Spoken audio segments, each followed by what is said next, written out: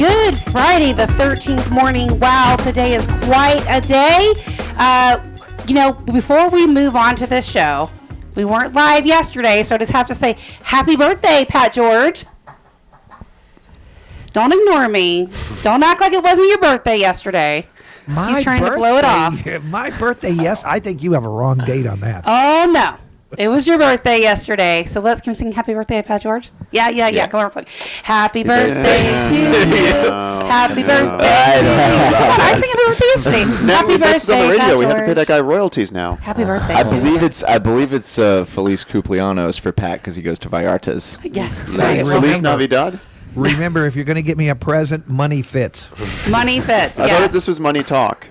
And it's also JoJo's birthday. I want to give her a little shout out. We lost her about a month back, and she was our radio show coordinator here for Tampa Home Talk for a while, and a dear friend of mine since I was a kid, and just want to honor her late birthday.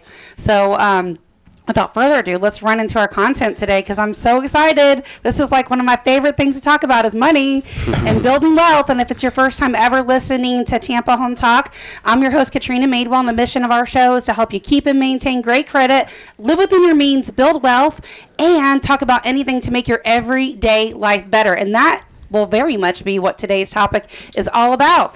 My sidekicks are also with me today, all three of us. Yeah, it's Leo Kane with Barrel Engineering and Inspection. By the way, keep an eye on Tropical System number 9. If you live in the east coast of Florida, you're going to have a bad weekend. Doesn't actually have a name yet, right? Just number 9? It's not strong enough. So the good part is because of Dorian's remnants, it's not going to get strong enough. It's not going to be able to rapidly intensify. But it is going to cause a lot of confusion out there between, did the storm damage your house? Did Dorian damage your house? Which insurance policy which claim should I file under? You can always tell when a storm's rolling in because Leo walks in here totally different. Like he woke in here this morning like flying all excited. It is a shot of energy for Leo. Yeah, usually he's like, okay, it's 8 o'clock, I'm here. I'm a storm chaser. He loves a good science hour. Look how excited he is. He's got like this permagrin on his face. He's so excited. Well, I got a brand new video game coming out today, You're practically glowing. And Mr. Adam Talley. Adam Talley with Talley Insurance. Hopefully, you already got your policy in place. I actually got a binding restriction this morning from Citizens. Already? Potential disturbance number 9 coming through. Nice. Well, they don't waste any time these days. Citizens is citizens.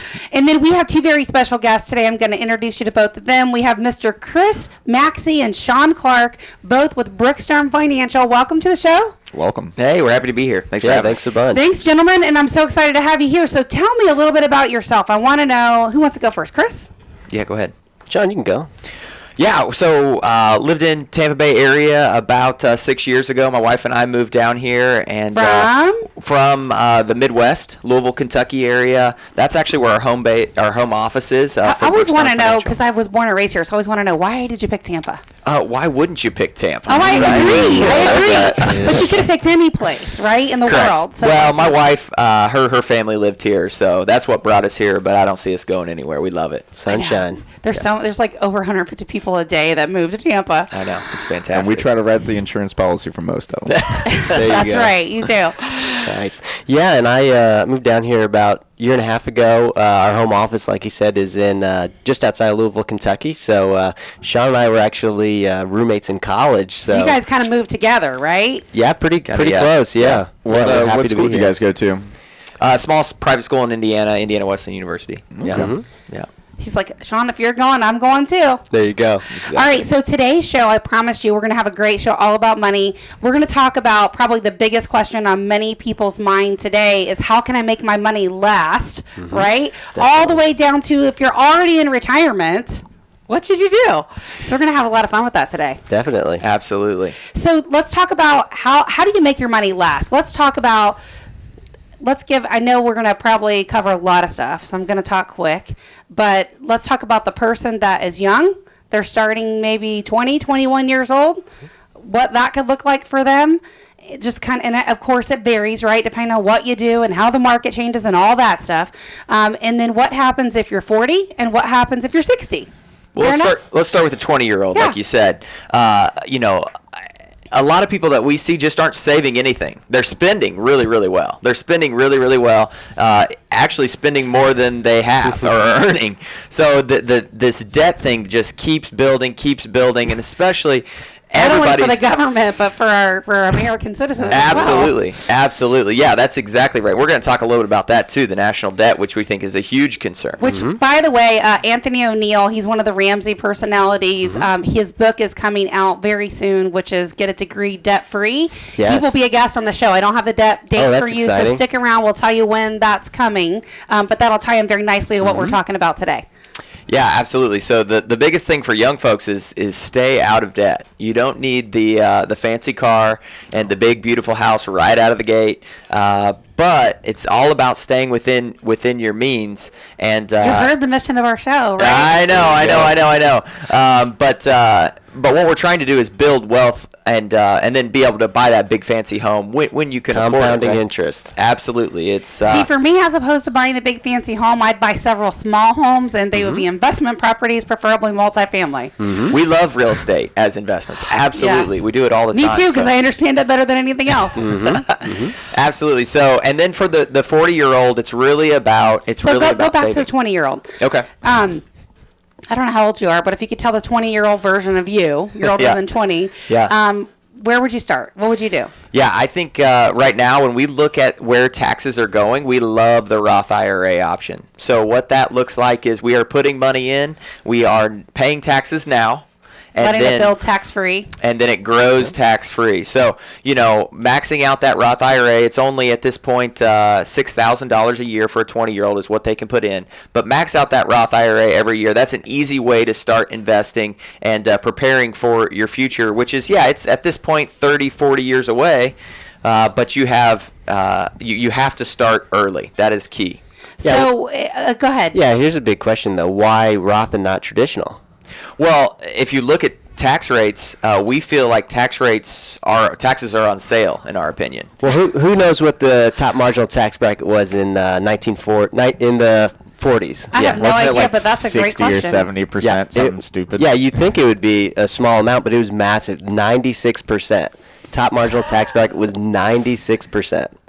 Wow. For those people watching on Facebook, they got to see Katrina's reaction. It was her face said it all. We are at currently historical lows for taxes. So What's it like right now?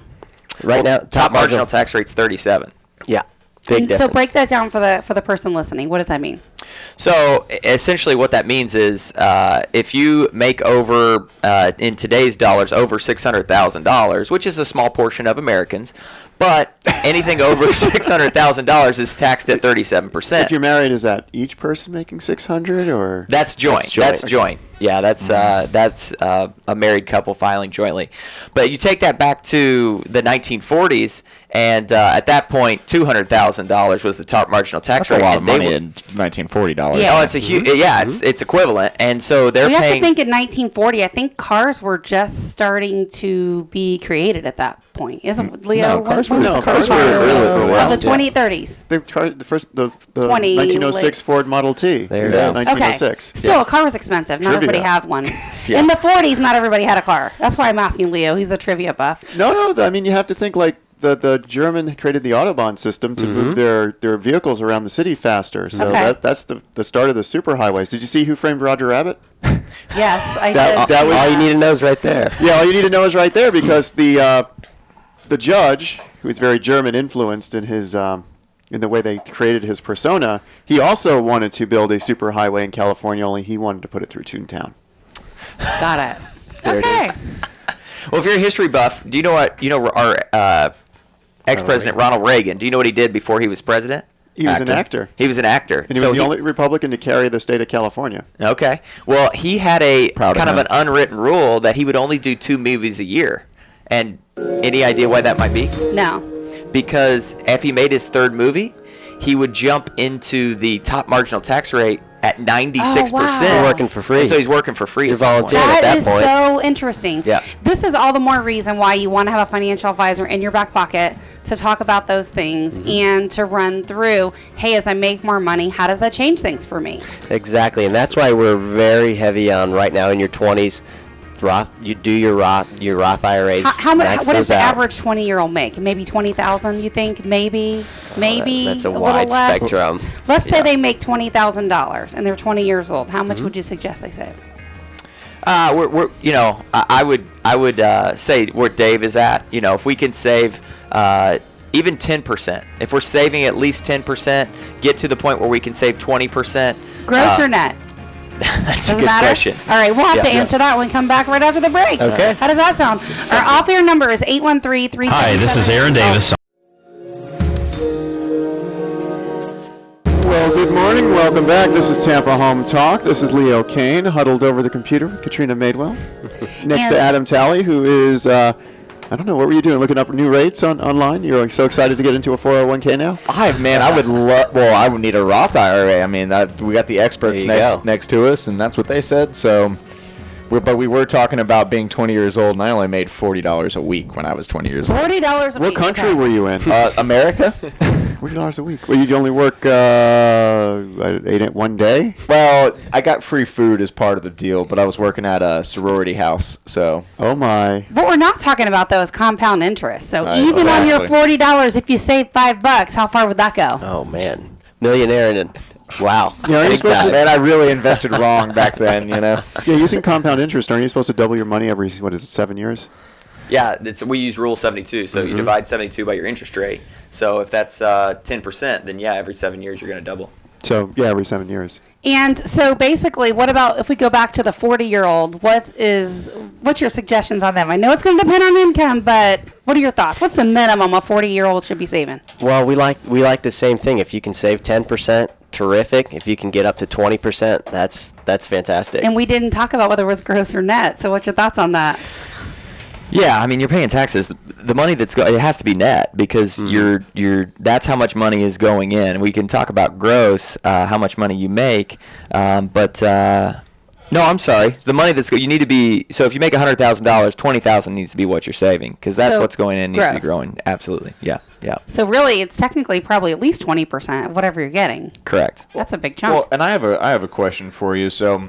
And there's a lot of variables, obviously, in that. So you guys talked about the Roth IRA for a 20-year-old, but what if I'm, say, 40 and maybe I ran my own business so I didn't do any investing like you would if you worked for a large company and we'll match 3% on your 401k or whatever. So what type of things would a 40-year-old need to do to prepare in the next 25 years for them to retire? Well, I think the one thing we're glossing over here is that everybody needs a plan, and it's going to be unique for each person. We can give some broad statements that are blanket statements. You're going to be working longer. That's your plan. I invest, but my question would be for the 40-year-old that needs to catch up to the 20-year-old that's been doing it for I don't have enough saved, honestly. Yep. At 40 years old, I don't have enough saved. Yeah. Well, and that's where we look at a plan. So we can forecast that out to, okay, hey, you want to retire at 65, and that may be your goal. Some people may want to retire at 55. Some people, hey, I like working, I want to work till 70. So we can forecast that plan out and see exactly how much you need to save, taking into consideration taxes and interest rates and all of that. And we can forecast that out and build a plan. That is key. I mean, I don't think anybody would argue that you need a plan. Bottom line. Right. And we can forecast that out with our planning software and figure out exactly what you need to start saving. Well, that's huge too, because like you said, you love multifamily, right? Yes. If when you go into a multifamily, you're going to say, okay, if this needs updated, you're going to go to the kitchen, you're going to go get new fixtures. You walk into the building and you know exactly what you need. You have a plan, right? Right. If you say, I want to be in this neighborhood or this neighborhood, I want to make sure I'm in this school district. You have a plan and a set schedule, and you know exactly what you want to accomplish. You have goals, so that just goes. You roll that into your investing. Here's the thing for the non-planners, right? With anything in life, it's kind of like saying, "I want to go somewhere," and you get in the car and you just go, but you have no idea where you're going. You're not looking at the map. You're not looking at the GPS. You didn't put in an address, so you're just kind of wasting time, wouldn't you say? Absolutely. Without a plan. That's true for anything. You must have tried to go to lunch with my dad one time because it's exactly Is that how what he he drives. says? That's exactly how he drives. Well, we'll go somewhere. And then That's how he drives. Yeah. Wow. Okay, we'll have to get him a plan. So at 60 years old, what do you do when someone comes to you at 60 years old and now they're just thinking about retirement because all of a sudden 60 came real fast? and they didn't save anything, and they don't have anything from their employer. What do you do when someone's 60 years old and you're thinking, I want to retire, and you have to have that conversation, hey, Social Security is probably not going to be enough, or maybe they figured that on their own. What's that conversation like? That's a tough conversation. That's a hard conversation. Hopefully we have talked to them before that. However, Social Security is going to be a big part of their lives and their what they're living on, and also they're probably going to need to work a little bit longer than they expected.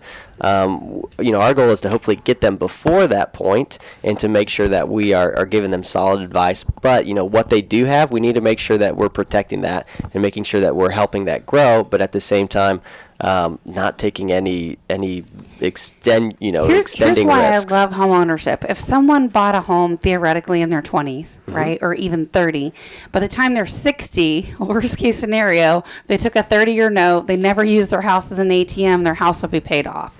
So if they're 60 years old and they come to you, not only are they not going to have a housing payment, but they could catch up really quickly, right, or quicker than if they had a housing payment. So if you're 60, what's the rules on the age and that sort of stuff? Like what's the maximum you can put in at different ages? Well, at 55, you can start catching up, as they call it, catch up. So you can add an extra 1,000 to that Roth IRA or IRA. So it's 6,000 something now. Yes, 6,000. so it would be 7,000. Okay. Yeah. So at that point, we start catching up. But at 60 years old, it is way too late. The answer to your question is sorry. You have to keep working. And if you wait till 60 to start planning for retirement, it is way too late. And hopefully they've talked to somebody like you and have a home and that's paid off. But we see it all the time where people just don't, and they put a little bit money away in 401k, but then something came up and I'm going to pull out of that, and so we see it all the time, and it's all about having that plan. You just got to have a plan in place. The biggest challenge and the difference I would say I see right now with the millennials buying compared to, say, their parents or the boomer generation is they're not willing to put in the sweat equity that their parents were. So their parents would buy a home that needed work or wasn't updated, and they weren't afraid to get their hands dirty and spend some time and get it up to par. And the millennials now just want it done. It's Shawn? just this on-demand culture that we've created that they think they should walk in and it should look like HGTV. Yeah, Shawn's like the reverse of that. He bought a home, and I said, "What is going on?" What are you About the buying? ugliest house in Tampa. Ugliest house he could find. But that's what you should buy. That's where the Exactly. money is. You got to look at your comps, and if you're on the low end of that, it doesn't matter what's going on. For the most part, it's probably going to be a good investment, especially if you're living in it. Yep, Definitely. absolutely. And so that's the challenge I would say we see. And so, when you're buying that, when you're buying something that looks like HGTV, when you walk into it, you're going to pay that HGTV price, which means you're going to be at the upper end of the price, which means you're going to have less money to save. Exactly. That's again, if you can live at your means or below it, that's a really, really big thing, and that's going to help you long term. Yeah, Dave teaches a 25% rule, and that's kind of like the old school. Like I started on the mortgage side of the business, and it was 28% housing ratio. So you take your income, multiply it by 28%, your total housing payment should be less than that. And now they push the limits, right? But I still think it should be that amount. Definitely. Close. Yeah. And buying too, right? Like I think there's a shift in millennials where they want to rent, and we see them renting way longer. Well, and that's just it. You have to look at that. The millennials were a product of a lot of their parents lost their home during the recession, right? And so they were sucked into these, terrible loans, overextended, probably didn't qualify, all of the above things that we're talking about. And so there's a lot of studies that show the millennials are a little bit gun shy of buying because of that. Yeah, and tack on student debt to that as well. Yes. Yeah, they have no money. So again, get a degree debt free. We're going to be talking about that with Anthony O'Neill soon. Great. Plays into so much what we're talking about. I had another question for you, and it already escaped me. I knew I should have wrote it down. I wanted to get to our 20, 40, 60. I have a habit of hopping around a lot, don't I, Leo? Where the question escapes you? Yes, where the question escapes me, absolutely. So how do you tell somebody how to invest without losing money, right? Because let's face it, the stock market is legalized gambling. It is, right? If you don't say yes, you're lying. Yeah, how do tell me about that stock market where we don't lose any money? Yeah, so we do think that a recession is in the near future. If you look at the indicators, I mean, we could get pretty technical. There's an inverted yield curve just happened, and that has preceded a recession every time, going back all the way to World War II. question for those at home that don't know what an inverted yield curve Thank you. is. Yeah, and I wasn't going to go into that. dive into that. They just don't a know little that? bit. Come on. Yeah, I'm just kidding. We do want to simplify everything. So if Yes. there is one person listening that doesn't know what that is, they have a better idea, and I could use some understanding on Sure, that. Very sure. important. Essentially, what that means is that a longer term bond typically pays more. If they're going to hold your money for 30 years, that's going to pay more than a bond if they're going to hold your money for 10 years. Well, what we saw a few weeks ago is that flip flopped. A shorter term bonds were paying more than longer term bonds, which is the opposite, right? Like if you're going to have a 30 think year. about why that is. Yeah, I know. Do you know why that is? Interest rates are changing, Yeah, and they're low Yeah, right now. very low. absolutely. It's the same reason why if someone's looking to put money somewhere short term, and I'm not a financial advisor, but my thinking is put in a short term CD because I know rates are going to go up, and you want to be able to put that money somewhere else, especially if you need it, right? It's better. CDs, are those even? It's those better than even a savings. exist Well, I anymore? had a client that here, prime example. They sold their home. They want to buy another home, so they don't want to really invest it in retirement or anything. They need it to be liquid, so that they can buy another property, but they don't want it tied up long term. Sure. So I they need said- it in a year or 2 years? No, I said throw it in a year. I wouldn't go any longer than a Okay. year because we know rates are going to go up and you need access to it. Sure. A year, yeah, that would make sense for 1 year. We're working with clients to build that plan out for a longer term. So, yeah, there's all kinds of different things. But But that, that's why we're seeing that. Rates are so low. yeah, rates are crazy. So, and they continue to drop. So, and Which I don't understand that. We're going to have to talk about that and probably continue this thought right after the break. Am I hearing music or no? Yeah. Okay, I am. There it is. There we go. So this is Tampa Home Talk. Our off-air number is 813-377-2775. 813-377-2775. Stick around. We'll come back and continue this conversation right after the break.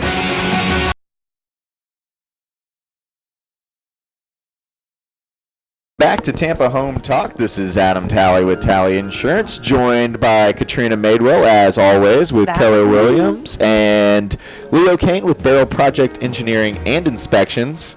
And we're joined by two great guests today, our financial advisors from Brookstone Financial. And That's us. I think we were talking, over the break, we were talking about a lot of great stuff like crypto and everything else that's super volatile. But before we left, you guys kind of touched on you think a recession could be coming. So what is that going to look like for our people that are investing? There's definitely, a potential for that, and a lot of experts are kind of leaning in that direction. I mean, we've been on, the last 9 years, the market's just been up. So, I think that we are due, like Shawn was saying, that they had the inverted yield curve. Inverted yield. where we Manufacturing left is off, I think, kind of explaining that. slowing Yep. down a little bit. Well, so I have a question for you with let's say a recession is coming, right? Like, obviously, I think if you're younger, that's not necessarily a bad thing because you're going to keep working and you're buying stuff at a cheaper price. But what happens if you're 60, 65 and that comes and, wow, now I got to start taking money out when my money is worth less than it ever has been?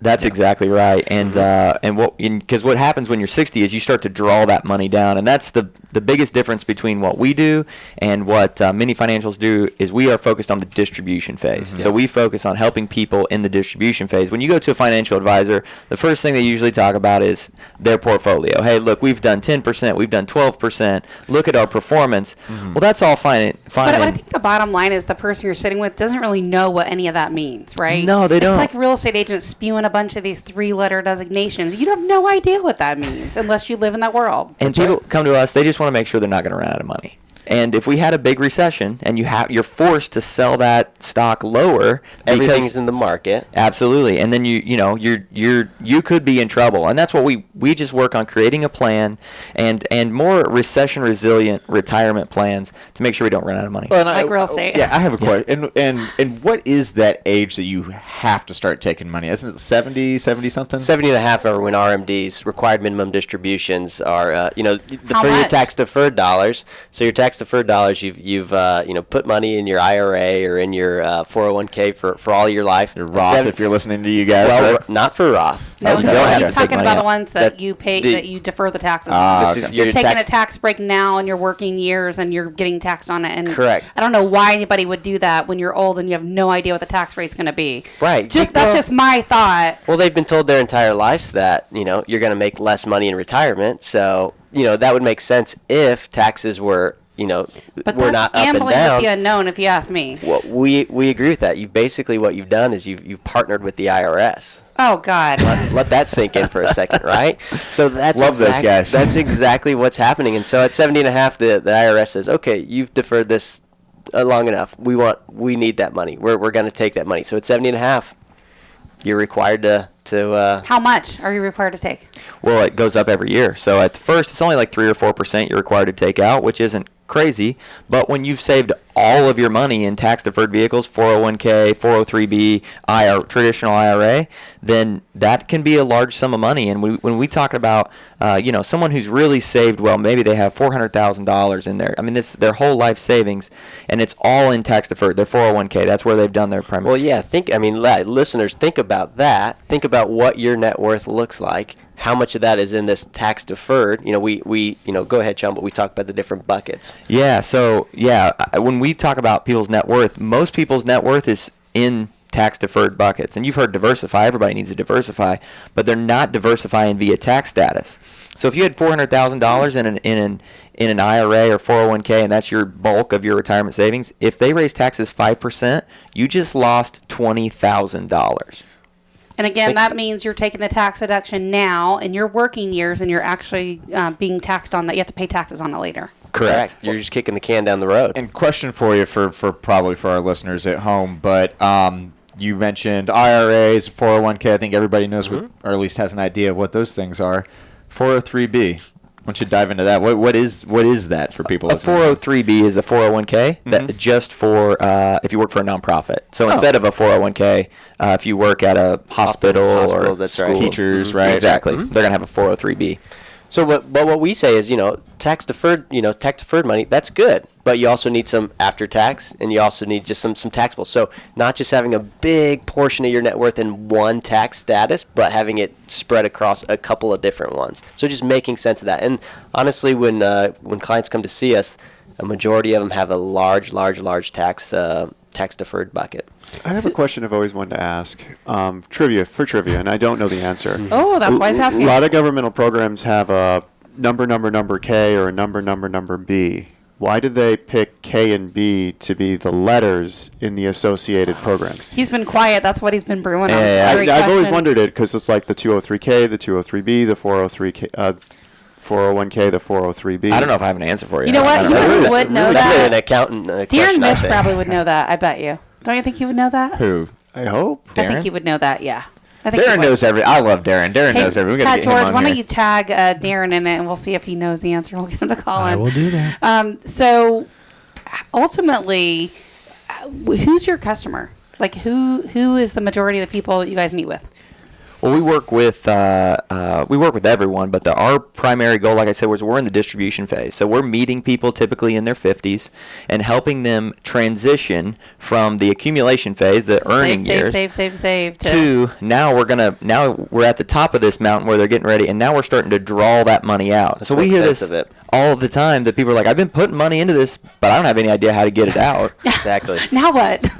Now what? So we help people in that transition phase and then in the distribution phase because the rules change. The rules are totally different. Well, I have a question. So, somebody listening at home, maybe they're not in the part of their career where they're making a ton of money. If I'm only making, say, $10,000 a year, can I still come to you guys and get some advice, or does it have to be in the No, absolutely. We can assist you where you're at. That's one thing where if you want to save and if you want to protect your future and take care of yourself in 20 years, 30, 40, 50 years from now, we'll absolutely assist you. It's interesting. You have to start somewhere, and I've been doing this for a long time, and I'll get the question a lot today. Somebody will say, oh, you still want to work with that first-time home buyer and that price? It's like, absolutely, because they're still going to be my customer in 30 years from now. Definitely. When their house is paid off and they, are looking to buy investment property long before that. Yeah, think about the emotional connection you're going to have with them because, she did a great job. I've seen clients of mine, like we've grown up together. Literally, I had this group of clients that every time I was pregnant, they would buy a house. I don't know what was up with that. But finally, like after the last one, I'm like, does this mean you're never moving again? Because I'm not having any more kids. it was like this whole thing. But, you create a really cool dynamic with people, especially when you're somebody like me and you're ready to pop and you're still working. And they're like, are we going to be delivering this baby in the house? You get those kind of questions. Going back to what we were talking about a minute ago, because I think this is very real for a lot of Americans and probably maybe even for some of the people listening. If you're knocking on that 60 years old, you're in your 50s, and you haven't saved any money for retirement, and you're only counting on Social Security, let's say you are a homeowner. Here's my thought, and this would be my opinion in terms of advice, and I just want to get your thoughts on that. I would tell people to try to pay down their house as quickly as they could. Yeah. We think that entering retirement debt free is a great idea, definitely. But at that point, we look at diversification too. How can we diversify the assets? So at 60, hopefully we're meeting people before they're 60 and developing that plan. And it's all about planning. I mean, we've said the word plan at least 50 times so far this morning, and we just got to have a plan in place. Are you guys are you familiar with the when people have their self-directed IRAs and they buy real estate through those? Do you do those?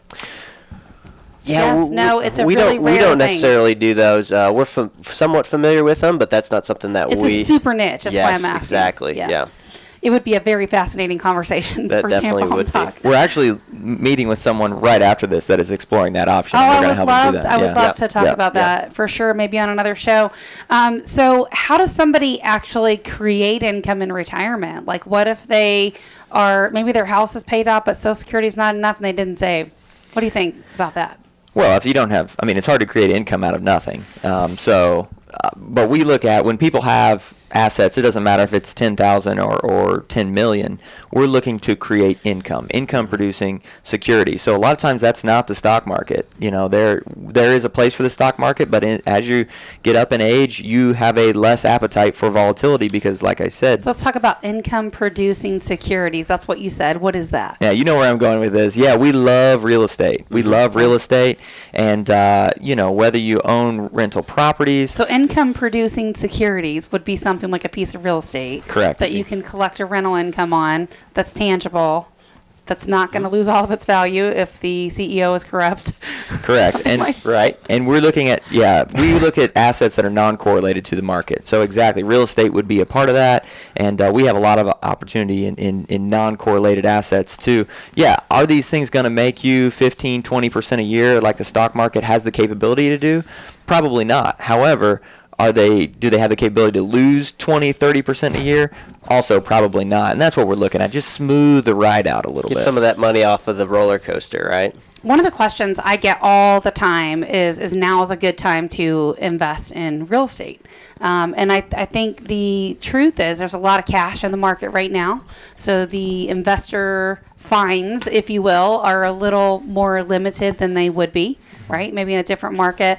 But I definitely do not feel like we're going to crash and burn. And so the difference we're seeing right now versus the last time the housing market crashed, was the people that were in the market before that were losing their home were never qualified to buy it. Right. So we talk about that so much because ever since then, of course, banks have followed real rules and real regulations, and they have to make real money to actually qualify for the house. So I think that's the difference. Are we going to see that dip, that normal real estate cyclical dip? Of course, just like the stock market, but nowhere near like we did in 2007. Yeah, I think when everybody thinks about a recession, they automatically think 2007, 2008, just a plummet, right? Everything, the market was down, real estate was down. That was the unicorn. It was a unicorn, right? So a 10% pullback or something like that is more of what a recession generally looks like, or a slowdown versus just skyrocketing up, in the market, or up in real estate as well. So I got another super fun question for you. I'll ask it now. We'll actually answer it when we come back after the break because I think it's going to be a little bit of a loaded question. They all are, aren't they? I have a 19-year-old daughter. Right? Mm-hmm. She just paid off her car. She's got no debt. Proud of her. Excellent. Thinking about running, right? Which I'm like, but she got a boyfriend that has some influence. At 19 years old, and I know the person listening right now, talk radio, right? Our demographics are going to be people just like me with a 19-year-old daughter, just like me, and they want to know, how do they set them up? How much would you put away? I'll give you a general idea of her income. and let's just talk about what that would look like. And then if you guys have your little software on your phone to kind of forecast what that might look like, right, when she's 40 or 60, that would be so fun. Okay. You up to it? Sure. All right, we'll do it right after the break. You're listening to Tampa Home Talk, 813-377-2775. Listening, if you're just now tuning in, our off-air number is 813-377-2775. If you want to connect with myself to figure out how to buy some of this real estate as part of your investment portfolio, we would be honored to help you. And if you want to get some general advice and figure out a plan and where to start, I know Chris and Shawn would love the opportunity to meet as well. And you can just call or text us at 813-377-2775, 813-377-2775. So right before the break, I was asking my 19-year-old daughter, no retirement, obviously saved. Who's thinking about that at 19 years old? How do I set her up to be a millionaire by the time she's 40? Well, first off, her car's paid off. You said she has no debt. No debt. Terrific. Great way to start out. If you're starting out in the hole, you got to dig out of it. So you're setting her up in the right direction. Well, she's actually in real estate school right now. Oh, really? So she's wanting to get her license. We'll see how she does, right? Okay. First go around really young. Yeah. It's a really low pass rate at that age, I'm just saying. So I got to try to prepare her for that mentally. But, she still has her other job. And if she worked even part-time with me, I could very much control some of that money to throw it into a retirement for her. I could twist her arm a little bit, right? And help her out. So give me an idea, like if it was your 19-year-old daughter, she has no debt, where do you want to set her up to succeed? What's your thoughts? Well, I think the key is just like we talked about, that 10-20%. It's just getting in the habit of saving. She only makes $20,000 a year. Okay. Well, then in that case, we're looking at let's max out that Roth IRA. That's $5,000-$6,000. So that's how much a month? Can you do the math for me real quick? Yeah. So we're looking at about $500 a month. Wow, that's so hefty at that age, isn't it? But what that's going to do is just build, because investing is logical, but it's way more than that. It's emotional, right? So saving is a habit that we need to develop at an early age. Even if she did $200 a month, the amount isn't so much. Well, she could replace her car payment, right? What she had in her car payment. Yeah, exactly. She just paid it off. I think she was actually paying that because she bought a new car and she paid it off in like 2 years. So I think I think that was about what she was paying. So that's pretty good. That's a terrific time. Okay, you just spent $200 a month on this car payment. Well, let's just pay yourself. Put that money away for yourself, and that's where you start. That's exactly how you start. Pay yourself first, right? Pay yourself first. So I have a question for you, too, because I think somebody that's probably 19 is going to fall into this demographic to where they might not think they can go to somebody like you. And like we talked about during the break, you said playing in the sandbox, right? Yeah. So there's different apps out there where you can do your own investing. Do you have any advice for people that are doing that? Obviously, they need to come to you for real advice, but this would be like the gamble. Like I want to go to the casino and spend this on roulette. Play money. Kinda. Play money. Play money. Monopoly money, right? It's not real.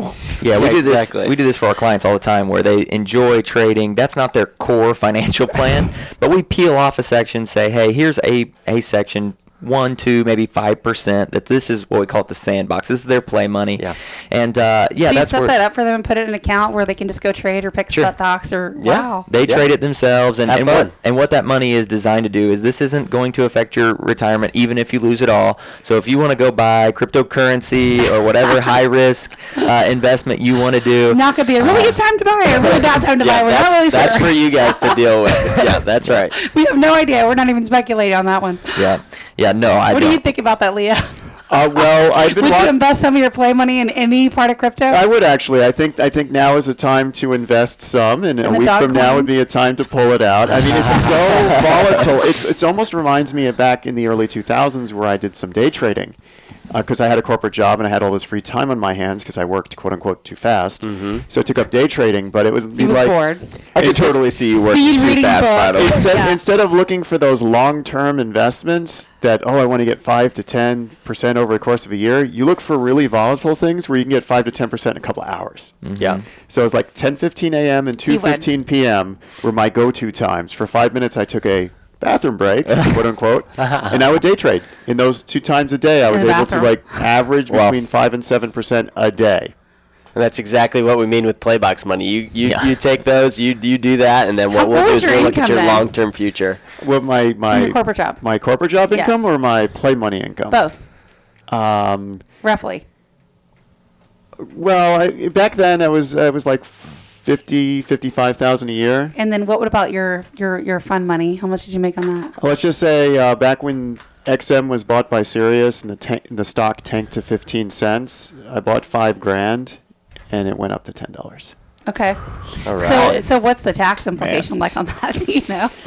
Yeah. Well, You and then probably you know, you sold paid it pretty it. quickly. Because I put limits in. So Yeah. the nice thing about that is you put limits in, so you don't have a choice. The way I view the investment is I want to make a certain amount of money. If I make that money, You're out. I'm out. I don't care what it does after that because I'm happy with what I got. So I would just be sitting in a meeting, and all of a sudden my phone would go off, and I'd look at a text like, "You just sold X number of shares at X price," and I'm like, "Today's a good day." Just sit here and listen to this boring meeting. So that's the difference between being taxed at ordinary income versus being taxed at capital gains. So if you held it for more than a year, you'd be taxed at your capital gains rate versus. See, I don't ordinary ever think income. about that as capital gain. I always think that's real estate related, but it's not. It's pertaining to that too, right? Right, absolutely. What's the capital gains tax look like? That's going to be 0, 15, or 20, depending on what tax bracket you fall in. So again, there's complications here and there and everywhere. And if you're selling real estate, by the way, and it's your primary residence, and you're married, you get $500,000 with no capital gains. Sure, yeah. You're not married, you get $250,000. And if you're over that or it's different, you can certainly sell it through a 1031 You heard it exchange. here first. That's Go right. get married and then sell your house. No, I don't know about that. If you You got some once other you- complications there. Yeah, definitely. I'm not saying that. Don't put words in my mouth, Adam.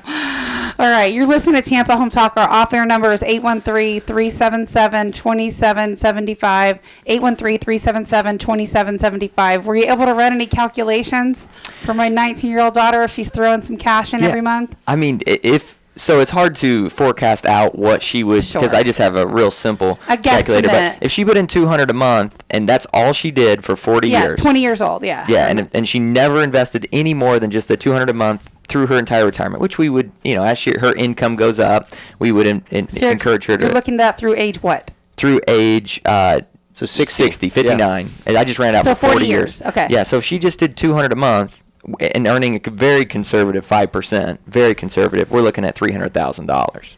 And Okay. how much capital, 40 years for $200 a month has she put in to get $300,000? Does it say? That's a good question. No, it doesn't say. Okay. So, Well, we can and do really, math. 300,000 then, 40 years from now, is not going to be what that is today. It's going to be a difference, but Yeah. that's a heck I mean, of you a can good buy a start. house with that now, but it might be a down payment Sure, at that sure. point in 40 years. So if she was at 500, what would that look like? Real quick. Well, so that Throw we got the numbers on that. What was that? 41,000. Yeah, she's put 41,000 41 and in. it grew to 300. And it grew to 300. 300. So that's the power of compound interest, and Yeah. that's what we look at. So if she put 500, it's $1 million bucks. could do that. Wouldn't you say? Yeah, pretty close. Yeah. Yeah. Right about $1 million, maybe a little over $1 million. Yeah. All right. Man, this hour flew by. It's pretty powerful. We had so much fun. You're listening to Tampa Home Talk. I'm your host, Katrina Madewell. Stick around for us. We'll be back for hour number 2 right after this break. And our author number is 813-377-2775. You can call or text us any time of day at that number, 813-377-2775. Remember, love where you live, or I'm going to fix it. Welcome home.